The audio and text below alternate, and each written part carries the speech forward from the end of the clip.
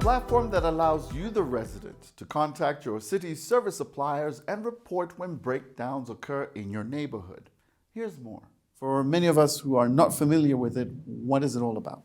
My Smart City is a platform that we have created for citizens. So it's a platform where citizens can engage all of the service providers in their city. Starting off with Municipal Services, which is what we've launched first. So the guys who provide you with water and electricity, etc. Emergency services, your police, your ambulance, and so on. Next, we're going to move into private services, and that we've split into two. The large private services would be your telcos, the guys providing you with Wi-Fi. And then we're looking at Uberized Services.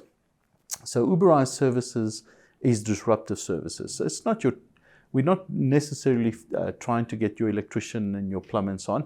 We're looking for disruptive services. So what we want to do there, obviously, is create jobs.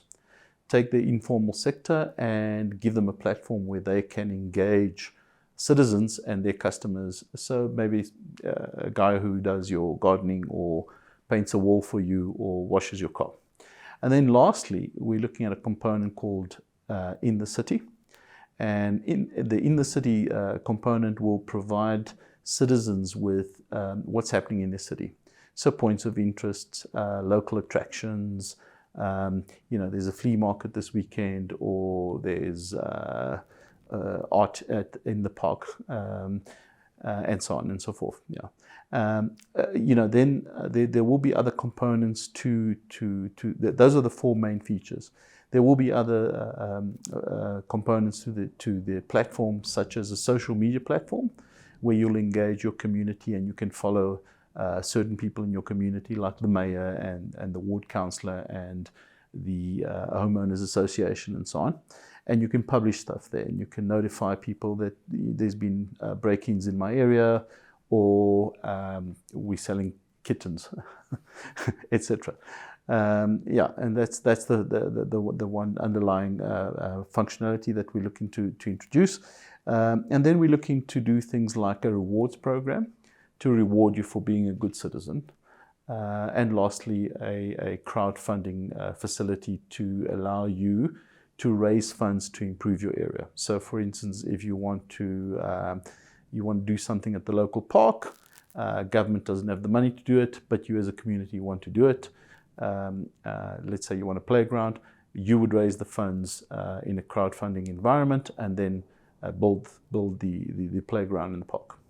Now that sounds great and all, but there are apps that exist that do pretty much almost the same thing. So how does your app differ from everything else? Well, that's the thing, right? There are apps, right? There's an app for everything. And we're getting to the point where there's app fatigue. I don't know about you, but when I upgrade my phone, I tend to lose a whole bunch of apps along the way. We're creating a platform. It's different. So if you look at the apps to engage in a city, it could be as many as 40 apps.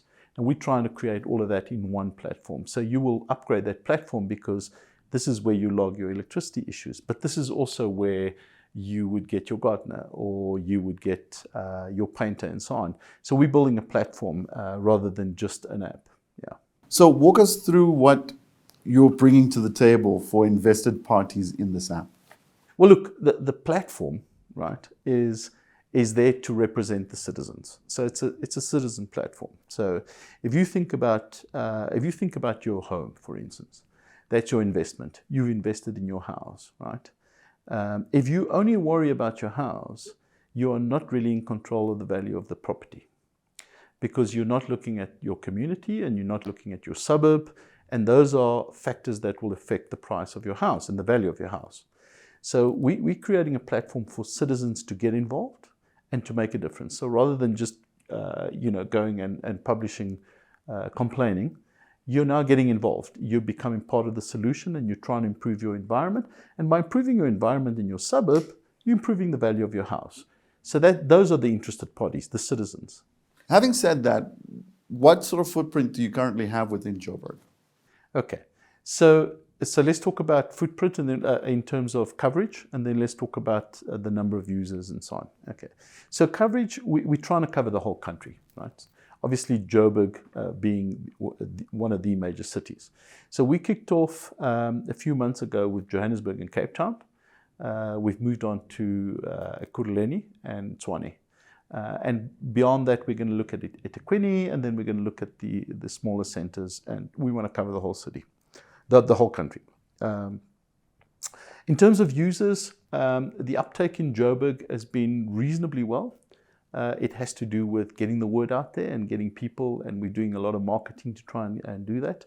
On average, we get about 100 registered users. We get a lot more downloads. So a lot of people download the app and they, I'll register later. But we're only looking at registered users because those are the people that get involved.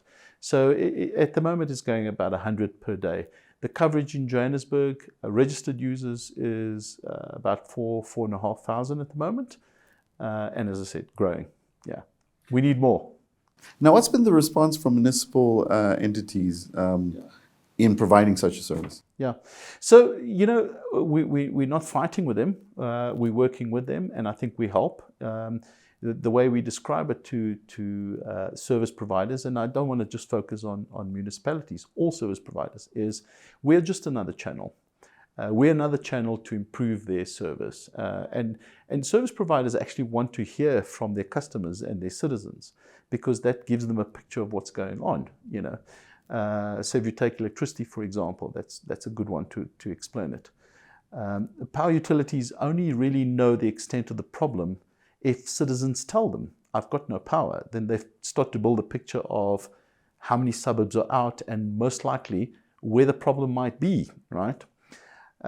So the response has been reasonably good. We've explained that we are just another channel, like you have your website and you have your own app and you've got your call center, you've got My Smart City. We're taking pressure off their call center because we do qualify a lot of these issues. Nonsense calls do not get through. We block those out. In some cities, it's been easier to interact with. In others, not so much. But we carry on and we represent the citizens until we can engage. Any current projects on the pipeline? The social media component is due to be out towards the end of November. And that's quite an interesting component. It will allow you, as I said, to put feeds around your community. But it's also going to have alerts for you. So it'll give you your load shedding schedules and alerts.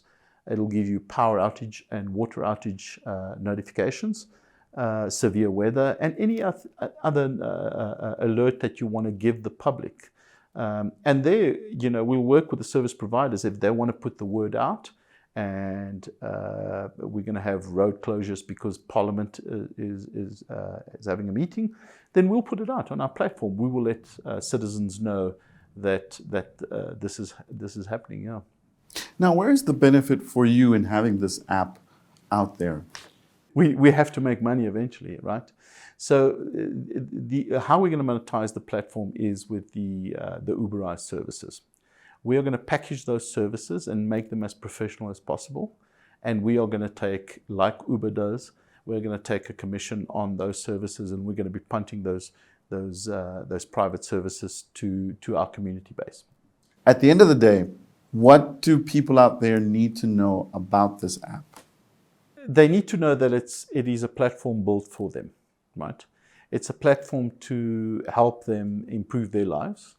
It's a platform for them to engage, and it's a platform for them to find out what's going on in their community and stay informed. But it's a community-based platform, right? So it's there to enhance your experience with your community. Yeah. And on that note, I want to thank you so much for coming through to the show. Great. Thank you very much.